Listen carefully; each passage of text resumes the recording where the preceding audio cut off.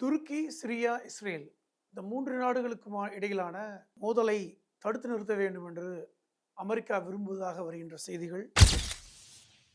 சிரியாவுடைய வெளியுறவு அமைச்சர் அசாத் ஹசன் அல் ஹைபானி பாகிஸ்தானுக்கு 20 ஆண்டுகளுக்கு பிறகு ஒரு சிரியாவுடைய அமைச்சர் சென்ற நிகழ்வு. அமெரிக்காவுடைய போர்க்கப்பல்களான ஆப்ரஹாம் லிங்கன் கப்பல் மிக மோசமாக சேதமடைந்து அமெரிக்காவிற்கு திரும்பிய நிகழ்வு போன்ற பல்வேறு நிகழ்வுகளை நாம் இந்த தொகுப்பில் காணலாம். இது ஜெம் டிகோட்.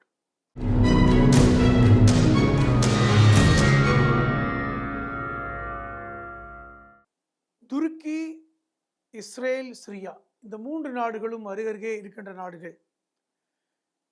தற்போது சிரியாவில் ஒரு மிக பதட்டமான ஒரு சூழல் ஏற்பட்டிருப்பதை நாம் அனுமானிக்க முடிகிறது.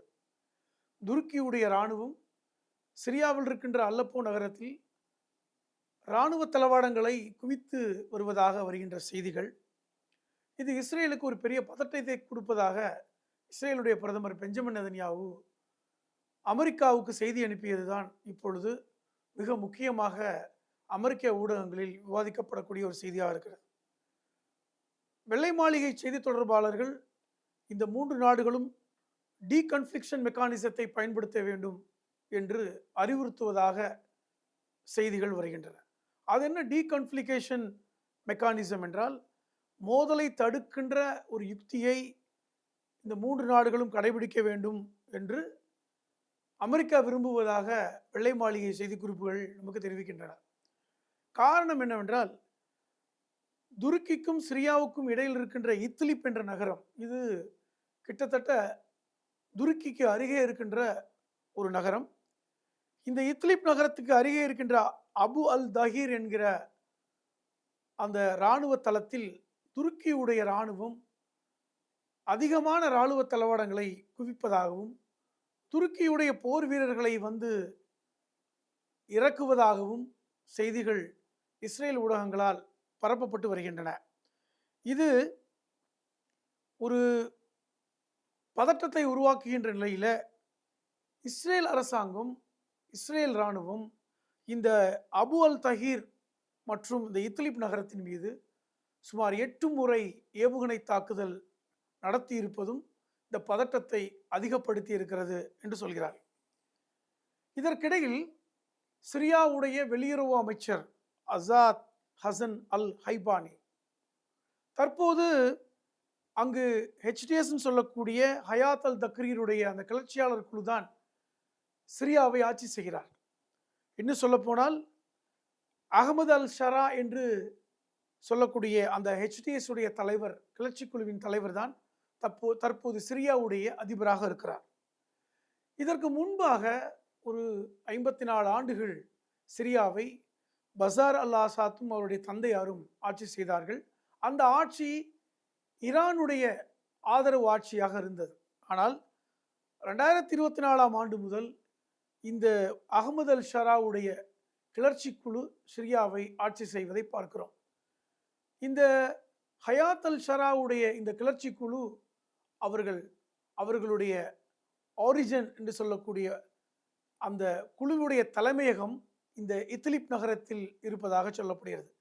இந்த இத்லிப் நகரம் துருக்கியுடைய அந்த எல்லைக்கு ஒட்டிய நகரமாக இருக்கிறது. தற்போது இந்த இத்லிப் நகரத்தில் துருக்கி இராணுவ தளவாடங்களை குவித்து வருவதாக செய்திகள் சொல்லப்படுவது துருக்கிக்கும் இஸ்ரேலுக்குமான ஒரு யுத்தத்தை, பதற்றத்தை ஏற்படுத்தி வருகிறது என்றால் மிகையல்ல என்று சொல்கிறார். இப்பொழுது சிரியாவுடைய வெளியுறவு அமைச்சர் அசாத் அல் ஹசன் ஹைபானி பாகிஸ்தானுக்கு சென்றதை பார்க்க வேண்டும். கடந்த 20 வருடங்களாக பாகிஸ்தானுக்கு எந்த ஒரு சிரியாவுடைய அமைச்சரும் சென்றதில்லை. முதன்முறையாக 20 வருடங்களுக்கு பிறகு சிரியாவுடைய வெளியுறவு அமைச்சர் பாகிஸ்தானுக்கு சென்றிருக்கிறார். இதுவும் ஒரு முக்கியத்துவம் வாய்ந்த செய்தியாக பார்க்கப்படுகிறது. காரணம், சமீபத்தில் துருக்கி, பாகிஸ்தான் மற்றும் சவுதி அரேபியா ஆகிய இந்த 3 நாடுகளும் சவுதி அரேபியாவுடைய முக்கிய நகரான மெக்காவில் வைத்து ஒரு ஒப்பந்தத்தை போட்டிருப்பதை நம்ம கவனிக்க வேண்டும். இந்த ஒப்பந்தத்தின் அடிப்படையில் இந்த 3 நாடுகளும் இணைந்து போர்களை சந்திக்கும் பாதுகாப்பை ஒன்றிணைக்கும். ஒரு நாட்டை இன்னொருவர் தாக்கினால் மற்ற 2 நாடுகளும் அந்த போரில் குதிக்க வேண்டும் என்கிற அடிப்படையில் இந்த ஒப்பந்தம் போடப்பட்ட நிலையில் சிரியாவுடைய வெளியுறவு அமைச்சர் பாகிஸ்தான் சென்றிருப்பது ஒரு முக்கியத்துவம் வாய்ந்த செய்தியாக பார்க்கப்படுகிறது. காரணம், இந்த 3 நாடுகளோடு சிரியாவும் அந்த இணைப்பில் சேர்வதாக தகவல் வருகின்றன. இது நிச்சயமாக இஸ்ரேல் விரும்பக்கூடிய ஒரு செயலாக இருக்க முடியாது என்று சொல்லப்படுகிறது. காரணம், இஸ்ரேலுடைய ஆப்ரஹாம் ஒப்பந்தத்தை ஏற்றுக்கொள்ளாத நாடு சவுதி அரேபியா மற்றும் துருக்கி. இந்த 2 நாடுகளும் இஸ்ரேலுடன் இந்த ஆப்ரஹாம் கான்கார்ட் என்று சொல்லக்கூடிய ஒப்பந்தத்தை ஏற்றுக்கொள்ளவில்லை. பாலஸ்தீனத்தை தனி நாடாக ஏற்றுக்கொண்ட நாடுகள். சிரியாவும் அதை ஒட்டியுள்ள நாடுதான். சிரியாவும் இஸ்ரேலோடு இந்த ஒப்பந்தத்தை போடவில்லை. இதற்கிடையில் இந்த 3 நாடுகளும் இணைந்து செயல்படுவது இஸ்ரேலுக்கு ஒரு அச்சுறுத்தலை உண்டு பண்ணுவதாக ஏற்கனவே இஸ்ரேலுடைய பிரதமர் பெஞ்சமின் நெதன்யாகுவும் பாதுகாப்புத்துறை அமைச்சர் இடாமிர் பென்கவிரும் பலமுறை அமெரிக்காவிற்கு எச்சரிக்கை தகவலை கொடுத்தும் கூட அமெரிக்கா இந்த 3 நாடுகளும் இந்த டீகன்ஃப்ளிக்ஷன் மெக்கானிசத்தை பயன்படுத்த வேண்டும், 3 நாடுகளும் ஒரு உடன்பாட்டுக்கு வர வேண்டும் என்று சொல்வது இஸ்ரேலை எரிச்சல் படுத்துகிறது என செய்திகள் வருகின்றன. இன்னொரு பக்கம் அமெரிக்கா ஏற்கனவே ஹார்மோஸ் முற்றுகையில் கப்பல்களை வைத்து முற்றுகை என்கிற சூழலில் கடந்த 4 மாதங்களாக நடக்கின்ற இந்த யுத்தத்தில் சுமார் 250 நாட்கள் இந்த கப்பல் முற்றுகை ஹார்மோஸை நோக்கி இருக்கின்ற சூழலில் அமெரிக்காவுடைய கப்பல்கள், குறிப்பாக ஆப்ரஹாம் லிங்கன் கப்பல் அதிகமாக சேதமடைந்திருக்கிறது என்கிற செய்தி ஒரு பெரிய துக்க செய்தியாக அமெரிக்க மக்களால் பார்க்கப்படுகிறது. காரணம், இந்த ஆப்ரஹாம் லிங்கன் கப்பல் இந்த அதிநவீன தொழில்நுட்பத்துடைய கப்பல். இந்த கப்பல் ஈரானுடைய ஏவுகணை தாக்குதல் மூலமாக சேதமடைந்திருப்பது, அது தற்போது அந்த கப்பல் அமெரிக்காவுக்கு திருப்பி அனுப்பப்படுகிறது என்கிற செய்தியும் முக்கியமாக கவனிக்கத்தக்க செய்தியாக இருக்கிறது. காரணம், ஆப்ரஹாம் லிங்கன் கப்பல் உலகில் மிகப்பெரிய போர்க்கப்பலில் ஒன்றாக கருதப்படுகிறது. சமீபத்தில் ஆப்ரஹாம் லிங்கன் கப்பலில் இருக்கின்ற கழிவறைகள், நீர் சுத்திகரிப்பு பிரச்சனை, வீரர்கள் கடுமையாக மன உளைச்சல் ஏற்பட்டதன் காரணமாக பல்வேறு செய்திகள் காணொளிகளாக வெளிவந்தன. ஆப்ரஹாம் லிங்கன் கப்பலில் இருக்கின்ற கழிவறைகள் நிரம்பி வழிகின்றன என்கிற செய்தியெல்லாம் அமெரிக்க மக்களால் கவலையோடு பார்க்கப்பட்டது. தற்போது அந்த கப்பலை திருப்பி அனுப்ப வேண்டும் என்கிற கோரிக்கை வைத்ததன் அடிப்படையில் அந்த கப்பல் திருப்பி அனுப்பப்படுவதாக செய்தி வருகிறது. அதற்கு பதிலாக ஏற்கனவே இந்த யுஎஸ் ஜெரால்ட் CVN 78 என்ற கப்பல், இது ஒரு பிரம்மாண்டமான கப்பல் தான். ஆப்ரஹாம் லிங்கன் கப்பலை விட இந்த யுஎஸ் ஜெரால்ட் CVN 78 என்கிற கப்பல் மிகப்பெரிய கப்பல். அந்த கப்பலை அமெரிக்கா நேற்று இந்த ஆப்ரஹாம் லிங்கனுக்கு மாற்றாக அனுப்ப தொடங்கி இருக்கிறது. இன்னும் 48 மணி நேரத்திற்குள் இந்த யுஎஸ் ஜெரால்ட் கப்பல் இந்த கடல் பரப்பில், அதாவது இந்த முற்றுகைக்கான இடத்தில் வந்து சேரும் என்று எதிர்பார்க்கப்படுகிறது.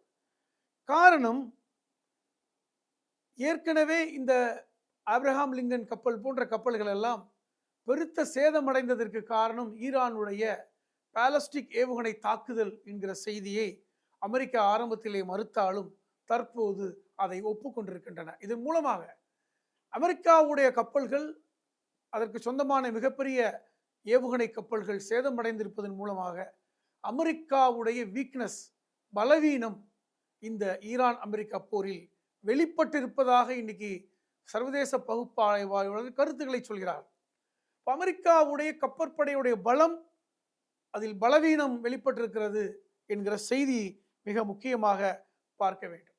மற்றும் ஒரு செய்தி, துருக்கி, நாம் ஏற்கனவே பேசுவது போல துருக்கிக்கும் இஸ்ரேலுக்கும் இப்பொழுது சண்டை போராக மாற்றம் கண்டிருக்கின்ற சூழலில் நேற்று முன்தினம் துருக்கி அரசாங்கம் இஸ்ரேலுடைய பிரதமர் பெஞ்சமின் நெதன்யாகு மீது ஒரு பிடிவாரண்டை அறிவித்திருக்கிறது.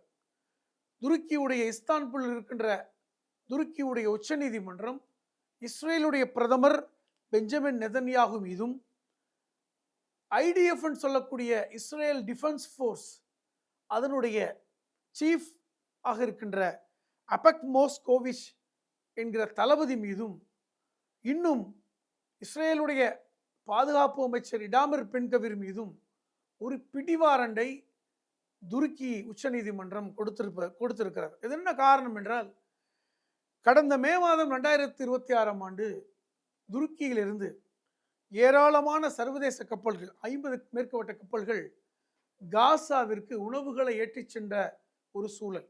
பொதுவாக காசா மக்கள், பாலஸ்தீன மக்கள் உணவிற்கு பெரும் பாதிப்புக்கு உள்ளாகின்ற சூழலில் அந்த மக்கள் உணவில்லாமல், குடிக்க நீர் இல்லாமல், அதாவது சுகாதார கேட்டின் அடிப்படையில் மருந்துகள் கூட இல்லாமல் அவர்கள் மிகவும் பலவீனப்பட்ட நிலையில 50க்கு மேற்பட்ட தன்னார்வ நிறுவனத்துக்கு சொந்தமான, பல நாடுகளுக்கு சொந்தமான கப்பல்கள் துருக்கியிலிருந்து பாலஸ்தீனத்தில் இருக்கின்ற காசாவை நோக்கி சென்று கொண்டிருந்த நிலையில் அந்த 50 கப்பல்களும் 400க்கு மேற்பட்ட ஊழியர்களும் இஸ்ரேல் அரசாங்கத்தால் கைது செய்யப்பட்டார்கள். அவர்கள் வெறுமனே கைது செய்யப்பட்டது மட்டுமல்ல, அவர்கள் அந்த 430 தன்னார்வ ஊழியர்களையும் சிறையில் அடைத்த இஸ்ரேல் அரசாங்கம் அவர்களை மிக மோசமாக நடத்தியதை வீடியோவாக, காணொலி காட்சிகளாக வெளியிட்டதையும் பார்க்க வேண்டும். குறிப்பாக இஸ்ரேலுடைய பாதுகாப்பு அமைச்சர் இடாமர் பென்கவிர், அவர் ஒரு தீவிர வலதுசாரி சியோனிஸ்ட் என்று சொல்வார்கள். அவர் இந்த 400க்கும் மேற்பட்ட இந்த என்ஜிஓ தன்னார்வ ஊழியர்களை மிக மோசமாக நடத்திய அந்த காணொலி காட்சி உலக அளவில் பெரிய அதிர்ச்சியை ஏற்படுத்தியிருந்ததை நாம் பார்க்கணும். இந்த செய்திகளை ஒட்டி துருக்கியில் இருக்கின்ற இஸ்தான்புல்லில் இருக்கின்ற துருக்கி உச்சநீதிமன்றத்தில் துருக்கி அரசாங்கம் இஸ்ரேலுடைய இராணுவ தளபதி மீதும், இஸ்ரேலுடைய பிரதமர் மீதும், இஸ்ரேலுடைய பாதுகாப்பு அமைச்சர் மீதும் வழக்கு தொடர்ந்தனர். இந்த வழக்கின் அடிப்படையில் நேற்று முன்தினம் இஸ்தான்புல்லில் இருக்கின்ற துருக்கியுடைய உச்சநீதிமன்றம் இவர்கள் 3 பேருக்கும் பிடிவாரண்ட் கொடுத்திருக்கிறது. பிடிவாரண்ட் மூலமாக இவர்கள் கைது செய்யப்பட வேண்டும். அதை இன்டர்போல் மூலமாக இந்த 3 பேரும் கைது செய்யப்பட வேண்டும் என்கிற செய்தியின் அடிப்படையில் இவர்கள் 3 பேரும் எங்கு சென்றாலும், அல்லது துருக்கியுடைய நேச நாடுகளுக்கு சென்றாலும், சர்வதேச அளவில் இவர்கள் பயணப்பட்டாலும் கைது செய்ய வேண்டும் என்று துருக்கி அரசாங்கம் ஒரு அரசாணை பிறப்பித்திருக்கிறார். ஏற்கனவே சர்வதேச நீதிமன்றம் இதே இஸ்ரேலுடைய பிரதமர் பெஞ்சமின் நெதன்யாகு மீதும், அப்போது பாதுகாப்பு அமைச்சராக இருந்த இஸ்ரேல் காட்ஸ் மீதும் ஒரு பிடிவாரண்டை, மனித உரிமை மீறல் என்கிற அடிப்படையில் ஒரு பிடிவாரண்டை சமர்ப்பித்திருப்பதை பார்க்க வேண்டும். இது 2வது முறையாக தற்போது துருக்கி அரசாங்கமும் ஒரு பிடிவாரண்டை கொடுத்ததன் மூலமாக இஸ்ரேலுடைய பிரதமர் பெஞ்சமின் நெதன்யாகும் அவருடைய சகாக்களும் மனித உரிமை மீறலில் தொடர்ச்சியாக அத்துமீறுகிறார்கள் என்கிற ஒரு செய்தியை இன்னைக்கு சர்வதேச ஊடகங்கள் பேச தொடங்கி இருப்பதை நாம் பார்க்க வேண்டும். மீண்டும் ஒரு சந்தர்ப்பத்தில் நாம் இன்னொரு ஜியோபாலிட்டிக்ஸ் செய்தி களஞ்சியத்தோடு இதே ஜெம் டீ கோடில் சந்திக்கலாம். அதுவரை ஜெம் நேயர்களுக்கு அன்பு கூர்ந்த வணக்கம். நன்றி நேயர்களே.